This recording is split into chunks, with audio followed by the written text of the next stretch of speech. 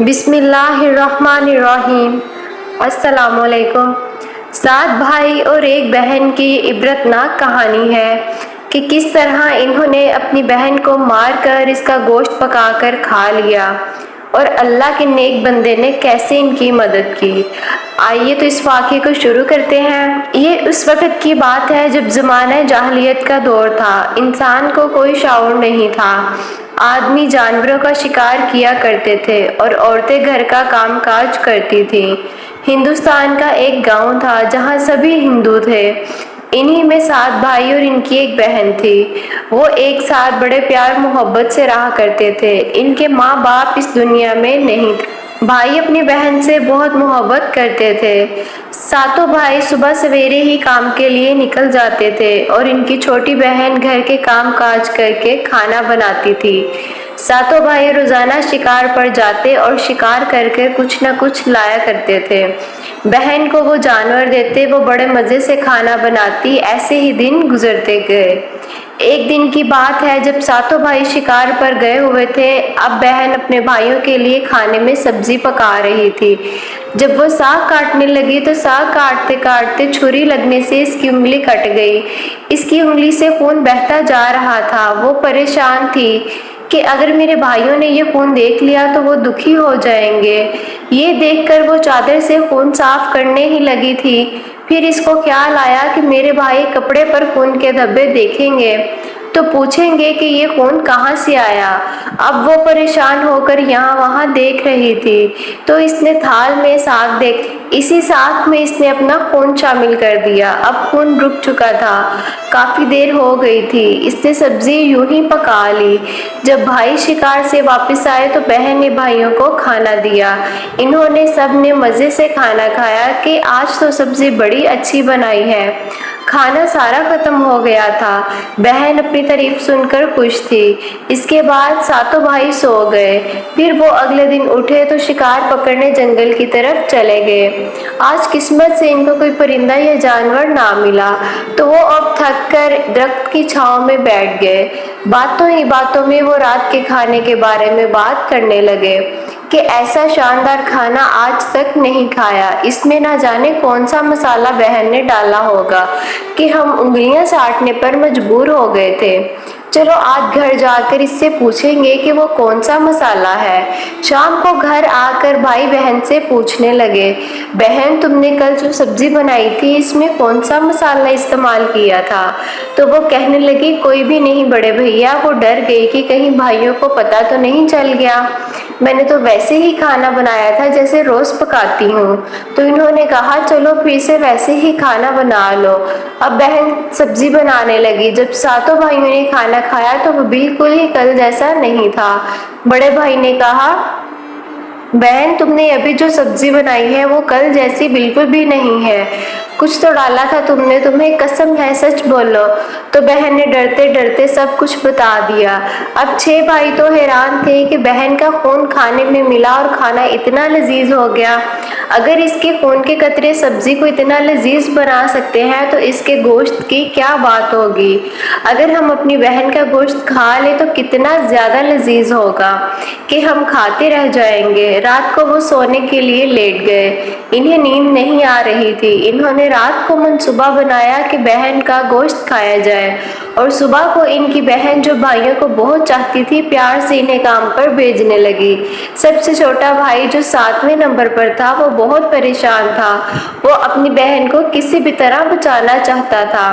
6 بھائی ایک طرف تھے۔ وہ زبان کے ذائقے کے لیے بہن کو مار دینا چاہتے تھے اور وہ اکیلا تھا۔ اب وہ شکار کے لیے چلے گئے۔ شکار کے بعد انہوں نے ایک اونچے ٹیلے پر درخت سے لکڑی کاٹ کر اس کو ایسے بنایا کہ بہن کو لگے کہ وہ جھونپڑا ہے۔ ان کا منصوبہ یہ تھا کہ بہن کو یہاں لائیں گے اور اس کو اس باندھ سے باندھ کر اس کو تیر مار کر مار ڈالیں گے۔ اگلے روز بھائی بولا بہن اب تم بڑی ہو گئی ہو، تمہاری شادی کرنا ہم بھائیوں کی ذمہ داری ہے۔ ہم نے تمہارے لیے ایک خوبصورت اور محنتی لڑکا بھی پسند کیا ہے۔ شام کو اس کے گھر جائیں گے، تم تیار ہو کر اچھے کپڑے پہن کر تیار ہو جانا اور ہمارے ساتھ چلنا۔ بہن شادی کا سن کر بڑی خوش ہوئی۔ جلدی سے ماں کے دلہن والے کپڑے پہن کر وہ تیار ہو گئی اور وہ گھر سے نکل پڑے۔ وہ 7 بھائی اور ایک بہن پیدل چلنے لگے۔ جب چلتے چلتے بہن تھک گئی تو اس نے کہا، بڑے بھیا میرا ہونے والا سسرال کب آئے گا؟ بڑے بھائی نے کہا، بس صبر کرو، تھوڑا سا رک جاؤ۔ اب وہ لوگ اس جگہ پر پہنچ گئے تھے۔ بھائی نے اشارہ کیا، وہ دیکھو بہن، دور چھوٹی سی پہاڑی پر جو جھونپڑی ہے وہی تیرا ہونے والا شوہر کا گھر ہے۔ بہن خوش ہو کر تیزی سے چلنے لگی۔ بہن جیسے ہی پہاڑی پر چڑھی، بڑے بھائی نے چھوٹے بھائی کو اشارہ کیا کہ اسے رسی سے باندھ لو۔ بڑے بھائی کے حکم پر بہن کو بانس کی دیوار سے باندھ لیا۔ 7واں بھائی دور ہی کھڑا تھا، وہ کانپ رہا تھا۔ وہ نہیں چاہتا تھا کہ اس کی بہن قتل ہو، لیکن وہ اپنے بھائیوں سے ڈرتا تھا۔ اب معصوم بہن کہاں مقابلہ کر سکتی تھی؟ وہ شکاری بھائی ظالم بن چکے تھے۔ اس کو رسی سے باندھا، تیر اٹھا کر سب سے پہلے بڑے بھائی نے نشانہ باندھا تو بہن ہاتھ جوڑ کر بولنے لگی، تم کیسے بھائی ہو؟ بہن کو مار رہے ہو؟ جیسے ہی تیر چلایا نشانہ چھوٹ گیا۔ بڑے بھائی نے 2-3 بار تیر نشانے پر لگانا چاہا، لیکن تیر بہن کو نہیں لگ رہا تھا۔ بڑے بھائی نے دوسرے بھائی سے کہا، اب تیر تم چلاؤ۔ بہن نے دوسرے بھائی کے سامنے بھی ہاتھ جوڑ کر رحم مانگا، لیکن وہ بے رحم ہو چکا تھا۔ وہ بولی، مارو، تم بھی مارو، لیکن مجھے انصاف دینے والا میرا رب موجود ہے۔ دوسرے بھائی نے بھی تیر چلایا، لیکن بہن کو تیر نہیں لگا۔ اس طرح باقی 4 بھائی بھی اپنی کوششوں کے باوجود تیر سے بہن کو نہیں مار سکے۔ اب باری تھی 7ویں بھائی کی۔ وہ بولے، مارو اس کو، اور یاد رکھنا کہ اگر تمہارا نشانہ اس کو نہ لگا تو اسی بہن کے سامنے تمہارے ٹکڑے ٹکڑے کر دیں گے۔ وہ جانتے تھے کہ بہن اس بھائی کو بہت پسند کرتی ہے۔ اب 7ویں بھائی کے ہاتھ کانپنے لگے۔ بہن یہ برداشت نہیں کر سکتی تھی کہ اس کے بھائی کو دوسرے بھائی مار دیں۔ اس نے دعا کی کہ یہ تیر مجھے لگ جائے، میرے بھائی کی زندگی کا سوال ہے۔ جب 7ویں بھائی نے تیر چلایا تو بہن کی گردن میں نشانہ لگ گیا۔ اس کے قتل پر آسمان بھی رو رہا تھا۔ وہ مر گئی، مگر بڑے بھائیوں کے دل میں ذرا بھی رحم نہیں تھا۔ بہن کو اتارا کیا؟ بڑے بھائی نے جسم کی بوٹیاں کی اور چھوٹے بھائی سے کہا، جاؤ جنگل سے لکڑیاں اور پانی لاؤ۔ وہ بہت دکھی تھا۔ اس نے پانی لیا اور کچھ مچھلیاں اور کیکڑے پکڑ کر واپس آیا تو آگ جلائی گئی اور گوشت بنایا گیا۔ وہ بھائی اپنی بہن کے گوشت سے انصاف کر رہا تھا۔ وہ بیچارہ انہیں دیکھ رہا تھا کہ کیسے بھائی ہیں۔ اپنی بھوک مٹانے کے لیے اپنی بہن کو بھی نہیں چھوڑا۔ کھانا کھانے کے بعد کہا، کیا ہی عمدہ گوشت تھا۔ اب بڑے بھائی نے چھوٹے بھائی سے کہا کہ ہماری بہن کے جسم کے کچھ حصے پڑے ہیں، تم ان کو زمین میں دفنا دو۔ بہن کا سر اور بال اس کے بھائی نے اسی گڑھے میں دفنا دیا۔ سارے بھائی اب گھر چلے گئے سوائے ایک بھائی۔ 7ویں بھائی نے اپنی بہن کے گوشت کو اسی گڑھے میں ڈال دیا تھا، لیکن اب وہاں پر ایک بڑا سا پودا نکل آیا تھا جو کہ گوشت کا پودا تھا، اور دیکھتے ہی دیکھتے وہ گھنا درخت بن گیا۔ وہاں سے کسی کا گزر نہیں ہوتا تھا۔ ایک دن ایک اللہ والے وہاں سے گزر رہے تھے۔ انہوں نے اس عجیب و غریب درخت کو دیکھا جس میں گوشت کے ٹکڑے لٹک رہے تھے۔ وہ عام درختوں سے بالکل علیحدہ نظر آتا تھا۔ یہ سوچ کر آپ نے اللہ کا نام لینا شروع کر دیا۔ آپ کو وہاں کا ماحول کچھ عجیب لگا۔ آپ نے اس درخت کے پاس موجود گڑھے کو کھودا تو وہاں سے ایک لڑکی کا سر نکلا۔ یہ دیکھ کر آپ سمجھ گئے کہ لگتا ہے کوئی گہرا راز چھپا ہے۔ آپ وہیں درخت کے نیچے بیٹھ گئے اور عبادت کرنے لگے۔ جیسے جیسے نماز پڑھتے جا رہے تھے کسی کے رونے کی آوازیں آتی جا رہی تھیں۔ 20 دن اور 40 رات آپ نے چلے میں گزارے۔ چلے کے بعد آپ وہاں سے اٹھے۔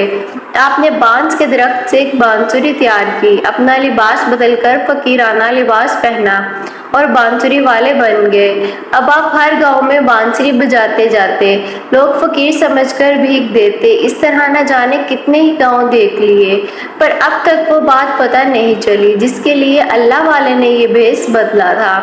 انہوں نے اللہ کے آگے سجدہ کر کے دعا مانگی، کسی کے ساتھ برا ہوا ہے، میں انسانیت کے ناطے اس کی مدد کرنا چاہتا ہوں۔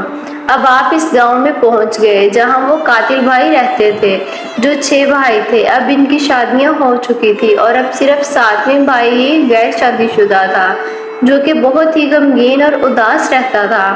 اللہ والے بانسری بجاتے سب سے پہلے اس کے گھر کے سامنے گئے تو بانسری سے آواز آئی، یہی سب سے بڑا دشمن ہے۔ دروازے پر یہ آواز بڑے بھائی نے سنی تو اس نے آواز کو پہچان لیا، اس کے پسینے چھوٹ گئے۔ اس نے اپنی بیوی سے کہا، اس فقیر کو بھیک دے کر بھیج دو، جلدی نکالو اسے یہاں سے۔ اس نے ایسا ہی کیا۔ وہاں سے اللہ والے آگے بڑھے۔ دوسرے بھائی کا گھر تھا۔ بانسری سے پھر اسی طرح درد بھری آواز نکلی۔ دوسرے بھائی کا بھی یہی رد عمل تھا۔ اسی طرح اللہ والے بانسری بجاتے بجاتے 6 بھائی کے گھر گئے۔ وہ سب خوف سے کانپ رہے تھے کہ اب تو بستی والے ہمارے اس گناہ کے بارے میں جان جائیں گے۔ اس کے بعد اللہ والے سب سے آخری 7ویں بھائی کے دروازے پر پہنچے۔ اچانک بانسری سے آواز آئی، اللہ والے دیکھیں، یہ ہے میرے چھوٹے بھائی کا گھر جس کے دل میں گہرا راز چھپا ہے۔ اس حادثے کو وہ اب تک نہیں بھلا سکا۔ اس بانسری سے آتی آواز 7ویں بھائی نے سن لی۔ وہ مسلمانوں کا دشمن نہیں تھا، وہ جانتا تھا کہ فقیر مسلمان ہے۔ اللہ والے سے ملنے سے پہلے وہ بہت ہی زیادہ غمزدہ تھا۔ اس نے کہا، آپ مسلمان لگتے ہیں، میں بہت عرصے سے دل میں ایک راز چھپا کر بیٹھا ہوں مگر میں آپ کو بتا نہیں سکتا۔ میں کلمہ پڑھنا چاہتا ہوں، مجھے نیند نہیں آتی، سکون نہیں ملتا۔ آپ نے کہا، اگر تم دل سے مسلمان ہونا چاہتے ہو تو میں اسی وقت تمہیں کلمہ پڑھا سکتا ہوں، لیکن تم نے اسلام کے راستے پر چلنا ہے، جھوٹ نہیں بولنا ہے، ہمیشہ سچ کا ساتھ دینا ہے، ہمیشہ اللہ سے ڈرنا ہے۔ اس نے وعدہ کیا۔ اس کے بعد آپ نے پہلا کلمہ پڑھا کر اسے مسلمان کر دیا۔ اس رات آپ نے وہیں رہ کر عبادت کی۔ چھوٹے بھائی نے بھی نماز پڑھی۔ تہجد کے وقت اس نے پوچھا، حضرت یہ بانسری آپ کے پاس کہاں سے آئی؟ تو اللہ والے نے اپنی ساری کہانی سنائی۔ اسے بہت سنبھال کر رکھنا، اسے کسی کو نہیں دینا، یہ بہت ہی قیمتی بانسری ہے، میں جب واپس اس بستی سے گزروں گا تو تم سے لے لوں گا۔ یہ کہہ کر وہ چلے گئے۔ وہ بھائی اس بانسری کا خیال رکھتا تھا، وہ نماز پڑھتا تو اسے سکون آ جاتا جو سالوں سے بے چین تھا۔ کئی دنوں کے بعد اللہ والے اس کے پاس آئے۔ چھوٹے بھائی نے ساری کہانی بتائی کہ کیسے اس کی بہن کو قتل کر دیا گیا تھا، لیکن جہاں اس کو دفن کیا تھا وہاں کا بتا دیا۔ فقیر نے کہا، تم نے کوئی گناہ تو نہیں کیا، لیکن تم نے حق کے لیے آواز نہیں اٹھائی اور اب تم مسلمان ہو گئے ہو۔ پہلے تو تم لا علم تھے، پہلے دور جاہلیت میں تھے، لیکن اب تم اللہ کے نیک بندے ہو، اس لیے اپنی بہن کی مدد تمہیں کرنی ہے۔ اس نے کہا، بھائی ہمیں کیا کرنا ہوگا؟ اللہ والے نے کہا، سب سے پہلے ہم اس کے لیے نماز کے بعد دعا کریں گے۔ وہ بھائی دعا کرتے کرتے رو دیا، اللہ والے آپ نے میری بڑی مدد کی ہے، اور کہا، میری بہن کو دنیا میں واپس لا دیجیے، میرے دل میں بہت زخم ہے، میرے بھائی اس کی موت کی وجہ ہے، آپ نے مجھے مسلمان تو بنا دیا، بس میری بہن کو لا دے۔ اللہ والے بولے، بیٹا میں تو ایک ادنا سا عالم ہوں، زندگی اور موت تو اللہ کے ہاتھ میں ہے، میں کچھ نہیں کر سکتا، مجھے تو بس اس کام کے لیے چنا گیا ہے۔ وہ یہ بات سن کر زاروں کی طرح رونے لگا۔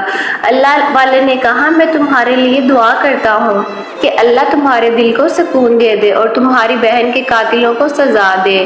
اللہ والا جا چکا تھا مگر اللہ کا انصاف ہونا ہی تھا۔ ان 6 بھائیوں کی زندگی مشکلوں سے بھر گئی۔ جو گناہ انہوں نے کیا تھا اس کی سزا انہیں اسی دنیا میں ملنا شروع ہو گئی تھی۔ پیارے ناظرین، امید ہے کہ آج کی ویڈیو آپ کو اچھی لگی ہوگی۔ ویڈیو اچھی لگے تو لائک کر دیں اور چینل کو سبسکرائب کرنا مت بھولیے گا، اور کمنٹ باکس میں اپنی رائے کا اظہار ضرور دیجیے گا۔